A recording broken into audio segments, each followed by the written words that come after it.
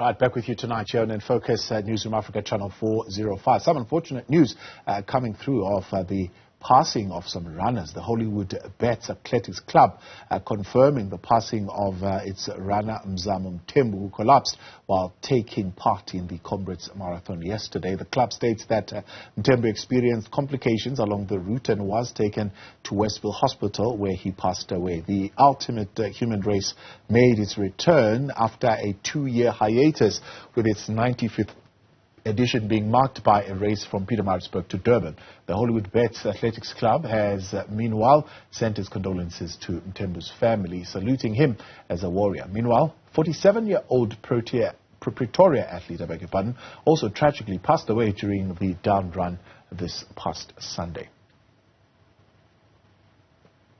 Joining us now is sports scientist Dr. Ross Tucker to explain a little bit more. Dr. Tucker, good evening, and thank you very much for your time and for joining us up here on In Focus. Is this a prevalent occurrence for runners, especially in such a grueling and such a demanding race? Fortunately not, no. It's quite rare. I mean, it's obviously extremely sad when it happens, and it's shocking when it happens, because you don't certainly go and do an exercise activity like comrades, which you associate with fitness, and then anticipate that someone young and otherwise healthy might die doing it. So it really is shocking, and condolences to the family and the loved ones. But luckily it's quite rare.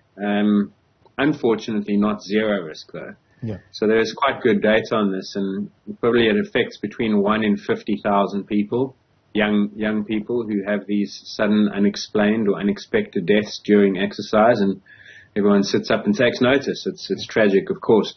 And what's probably in play here is a couple of things. One is, when people are active in regular exercises, their overall risk is lower of any cause of death, especially cardiac-related deaths. And we don't know what the cause of these two was, but this is the most common. But unfortunately, exercise in some people, when they have a predisposition or some underlying condition, potentially a previous illness or a viral infection, exercise can be the catalyst or the trigger that causes this to happen, even though otherwise it would be considered to be a healthy activity.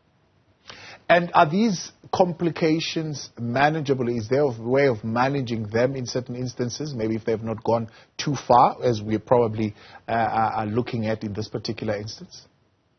Some are, some unfortunately not. And often what they say is that sudden death is what they call the sentinel event. The first indication that there's a problem is often a person has a fatal incident, and hopefully that's not what's happened here. But it depends on the cause. So there is data that shows, for instance, that about 10% of these cardiac or sudden unexplained deaths can be explained by a previous infection, the flu, having a viral infection in the months or the days leading up to doing sport. Now, obviously, that's something we can control. It's the reason that many medical practitioners will say, don't put yourself through the demands of exercise when you've had a viral infection. So that one can be controlled. Coronary artery disease, certain conditions that affect the heart, they can be tested for and looked at. Others, unfortunately, not. The best advice you can give to someone is just be very aware and pay very close attention to any issues that develop when you're exercising. If you experience tightness in the chest, shortness of breath, chest pain or arm pain, dizziness, loss of consciousness, anything that you might otherwise brush off and say, I'm sure it's just a once-off, that could be the thing that gets your attention and potentially saves your life. So that's why people have to really pay attention to anything that goes slightly wrong during exercise, and then you see a doctor and you have yourself assessed and tested. Yeah, I mean, it's really in the realm of speculation at this particular point, because we don't know exactly the full details. But I'm just kind of thinking and letting my mind go a little bit further to say, of course, the past 2 years we have been dealing with a particular virus that has affected our respiratory systems. Could that kind of a virus or that kind of an infection have this kind of impact? It could, yes, unfortunately. And as I mentioned, we've got some data that shows around 1 in 10 cases like this can often be attributed to a previous viral infection, because then what happens is the virus can affect the heart, either the muscle of the heart or the outer lining around the heart. And I remember when COVID began, there was quite a lot of research been done into what was happening to young athletes when they got COVID. and there was certain signs that some of them, not everyone, but some athletes with COVID would show persistent inflammation, and it would affect the heart afterwards. So it is one of maybe a handful of possibilities, and it obviously now remains to be determined whether that's the case here or not, and that's something that the medical examiners can explore with these unfortunate cases. Yeah. You spoke of checks and tests maybe that you could do pre-race. Is there something that you could possibly ask for and check for when you go to a doctor, when you know you're about to engage in such a grueling kind of endeavor?